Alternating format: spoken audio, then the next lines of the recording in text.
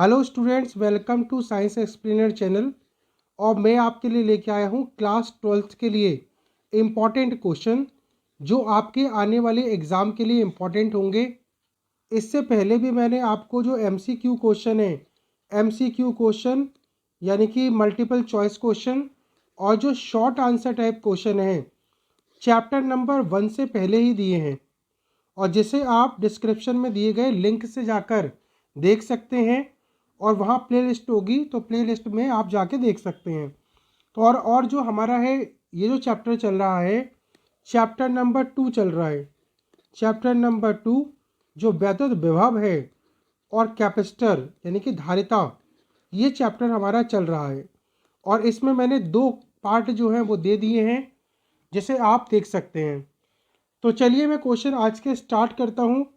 तो देखो, पहला क्वेश्चन इसके अंदर ये है, फर्स्ट क्वेश्चन, एक खोखले आवेशित चालक के बाहरी पृष्ठ पर वैद्युत बल क्षेत्र लंबवत क्यों होता है? खोखले आवेशित चालक, जैसे ये कोई खोखला आवेशित चालक है, खोखला गोला है, तो इसमें पूछा है आपका कि वैद्युत बल क्षेत्र लंबवत क्यों होता है। इसका मतलब ये है कि इसमें से जो वैद्युत बल रेखाएं गुजरती हैं वो हमेशा 90 डिग्री के एंगल पर क्यों गुजरती हैं।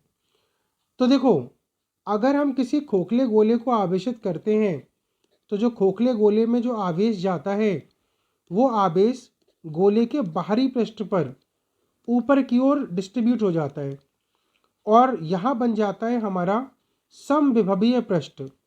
समविभवीय पृष्ठ ये बन जाता है।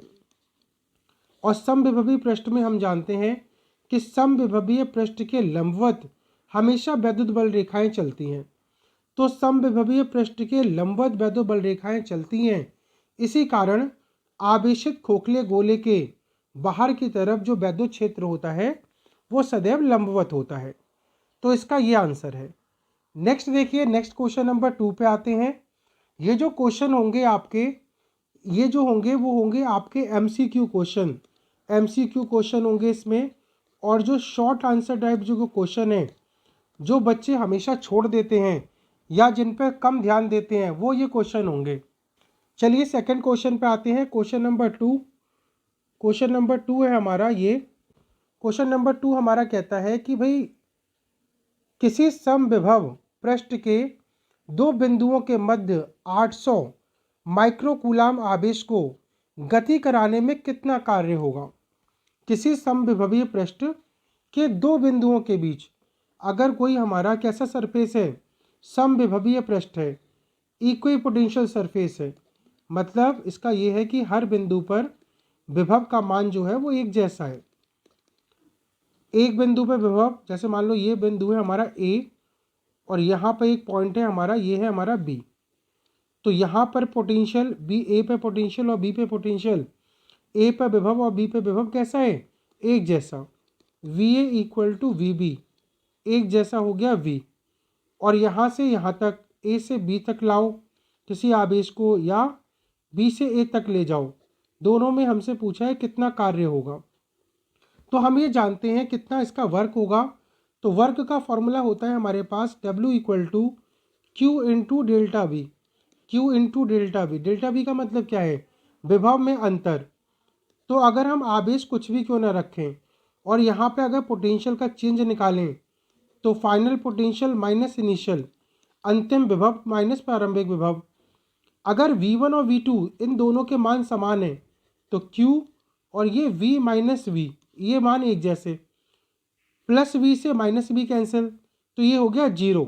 तो हम देखेंगे कि जो इसका विभव होगा, विभवांतर के कारण जो टोटल आंसर होगा वो 0 होगा।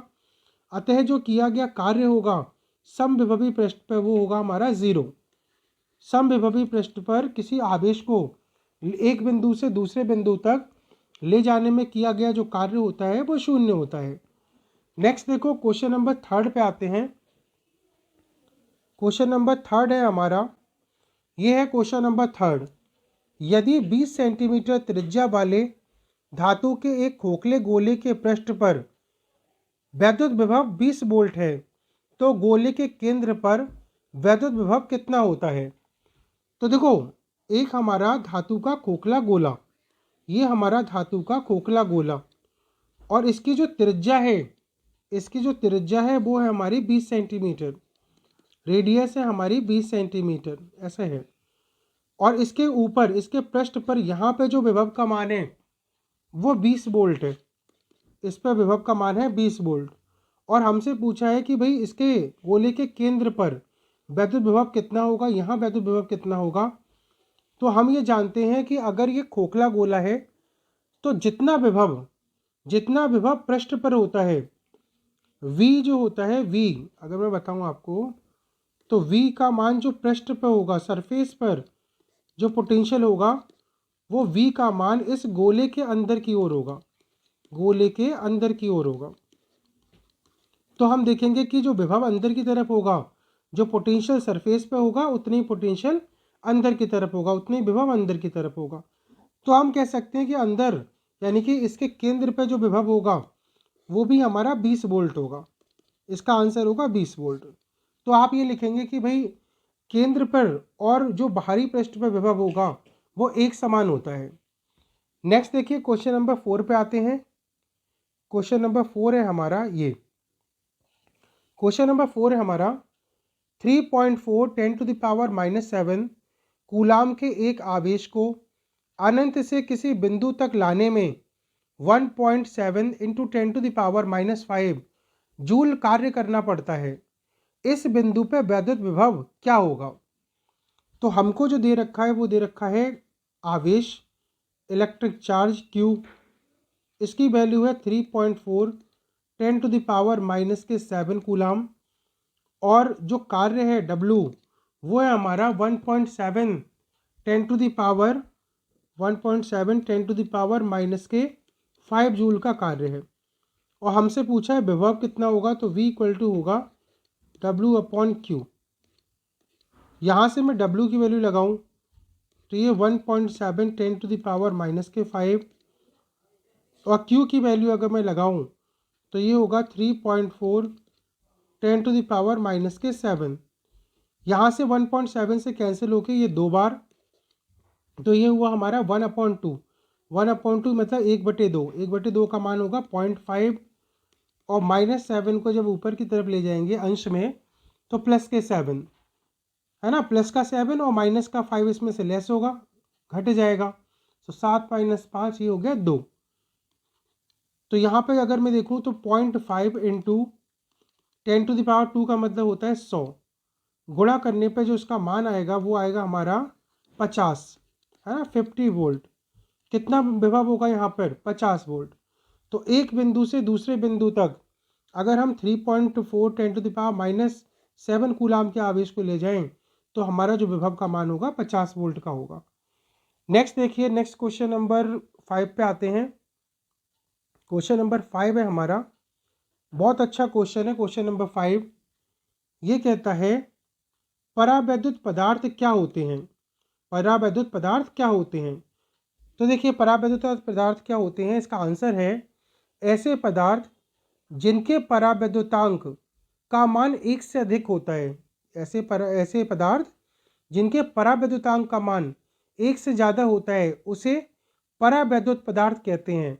जैसे तेल, कांच, मोम और अभ्रक, ये सभी के सभी परावैद्युत पदार्थ कहलाते हैं।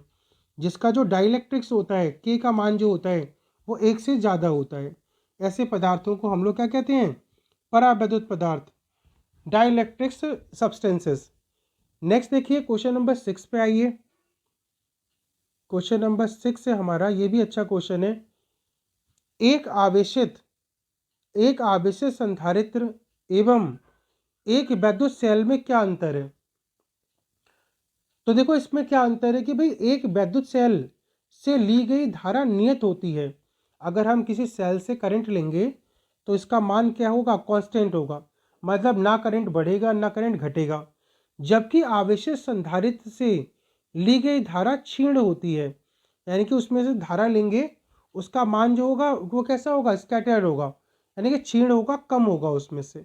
तो ये हमारा संधारित्र और सेल में अंतर होता है, क्योंकि संधारित्र जो होता है वो आवेश को केवल ग्रहण करने का काम करता है, इकट्ठा करने का काम करता है। ठीक है ना। नेक्स्ट पे आ जाओ क्वेश्चन नंबर 7 पर। क्वेश्चन नंबर 7 हमारा है, किसी समांतर प्लेट संधारित्र की धारिता पर उसमें परावैद्युत पदार्थ भरने से क्या प्रभाव पड़ता है। तो समांतर प्लेट संधारित्र यानी कि पैरेलल प्लेट कैपेसिटर की जो धारिता होती है वो होती है C = होती है Ka(ε0/d)। और हम ये जानते हैं कि भाई यहाँ से फॉर्मूले से हमको ये दिख रहा है कि जैसे ही हम इसमें परावैद्युत माध्यम भरते हैं, परावैद्युत माध्यम भरते हैं, तो K का मान जो होता है, परावैद्युत माध्यम का मान, डाइलेक्ट्रिक्स का मान जो होता है वो धारिता पर निर्भर करता है। K अधिक करोगे तो C का मान भी बढ़ जाता है। तो हमारा आंसर ये होगा कि जो है, अगर हमने परावैद्युत माध्यम डाला तो धारिता का मान यहाँ से बढ़ता है। परावैद्युत माध्यम डालने पर धारिता का मान क्या होता है, बढ़ता है। और समांतर प्लेट संधारित्र की प्लेटों के बीच में जो आवेश होता है, और जो ऊर्जा होती है वो प्लेटों के बीच में संचित होती है, यहाँ पे इकट्ठी होती है इसकी ऊर्जा। अगर यहाँ पे क्या है, डाइलेक्ट्रिक्स पड़ा हुआ है, परावैद्युत माध्यम पड़ा हुआ है, और बाई चांस इसके अंदर डाइलेक्ट्रिक्स ना हो, एयर कैपेसिटर हो, समांतर प्लेट वायु संधारित्र हो, बीच में वायु भरी हो, तो जो ऊर्जा होगी वो इस प्लेटों पर संचित होती है। ये इसका आंसर होगा। नेक्स्ट देखिए क्वेश्चन नंबर 8 पे आते हैं। क्वेश्चन नंबर 8 है हमारा, किसी संधारित्र को एक सीमा से अधिक आवेश देना संभव क्यों नहीं है। अगर हम किसी संधारित्र को एक लिमिट से ज़्यादा चार्ज दे दें तो ऐसा क्यों नहीं है कि भाई किसी कैपेसिटर को हम जितना चार्ज देना चाहें लगातार चार्ज की वैल्यू बढ़ाते जाएं। तो देखो, जैसे ही हम यहाँ पे आवेश का मान बढ़ाते हैं, तो आवेश बढ़ाने का मतलब क्या है कि यहाँ पे इलेक्ट्रॉनों की संख्या यहाँ बढ़ रही है। तो जैसे ही एक पे इलेक्ट्रॉन बढ़ रहे हैं, एक पे इलेक्ट्रॉन घट रहे हैं, तो यानी कि जो दोनों जो प्लेटें हैं वो आवेशित हो रही हैं, है ना, चार्ज हो रही हैं प्लेटें। तो इसकी भी तो एक कैपेसिटी होगी भाई, इतना थोड़ी है कि आप जो है कितना भी चार्ज बढ़ा लेंगे। तो इसकी भी तो एक कैपेसिटी होगी, चार्ज को होल्ड करने की, आवेश को इकट्ठा करने की, इसकी भी एक कैपेसिटी है। तो एक लिमिट से ज़्यादा जब आप इसमें चार्ज बढ़ा देते हो तो यहाँ पे जो इसके अंदर जो वायु वगैरह होती है वो भी चार्ज हो जाती है, आवेशित हो जाती है। और आवेशित होने पर यहाँ पे क्या होता है, स्पार्किंग होती है, चिंगारी निकलती है, इसमें से चिंगारी निकलती है, स्पार्किंग होती है। हम कह सकते हैं कि भाई यहाँ एक हीटिंग इफेक्ट होता है ना, ऊष्मा उत्पन्न होती है, और ऊष्मा उत्पन्न होने से ये संधारित्र जो है वो खराब हो जाता है। इसीलिए हम संधारित्र को एक लिमिट से ज़्यादा, एक सीमा से ज़्यादा आवेशित नहीं कर सकते।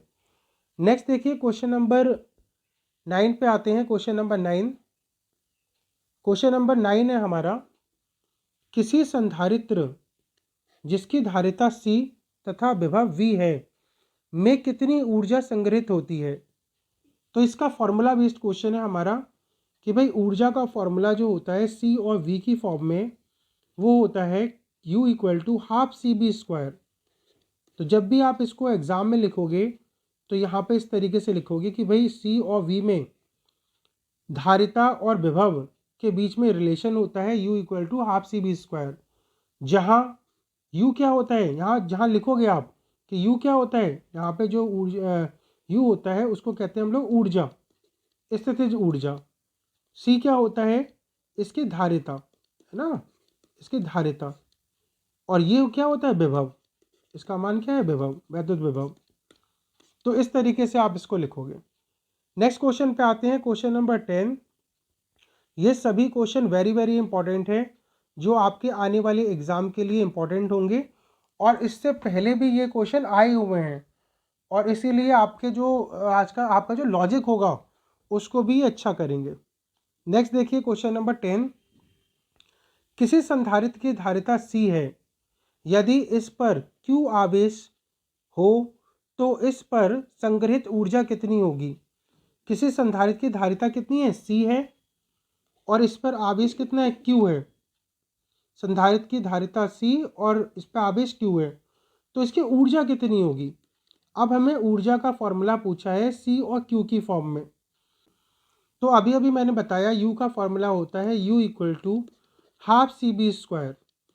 और यहाँ से अगर मैं V को कन्वर्ट करूँ, V तो है नहीं इसमें, विभव तो है नहीं, तो V इक्वल टू क्या होता है, V इक्वल टू होता है Q by C, Q equal to CB।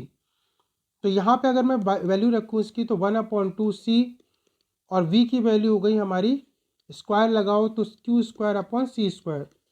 एक C से एक C कैंसिल, तो हमारा U का जो मान हो गया वो हो गया Q² ये 2 इंटू C, एक C बचा यहाँ पर तो 2C, तो ये हो गया 2C। तो U इक्वल टू हो गया Q²/2C। तो स्थितिज ऊर्जा का मान कितना होगा, U इक्वल टू Q²/2C। ये इसका आंसर होगा।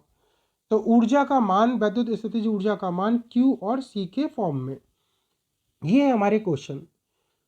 तो स्टूडेंट्स ये थे कुछ आपके इंपॉर्टेंट क्वेश्चन, एमसीक्यू क्वेश्चन, और जो शॉर्ट आंसर टाइप जो क्वेश्चन है, ये है आपके कुछ इंपॉर्टेंट क्वेश्चन चैप्टर नंबर 2 से ये क्वेश्चन मैं दे रहा हूँ।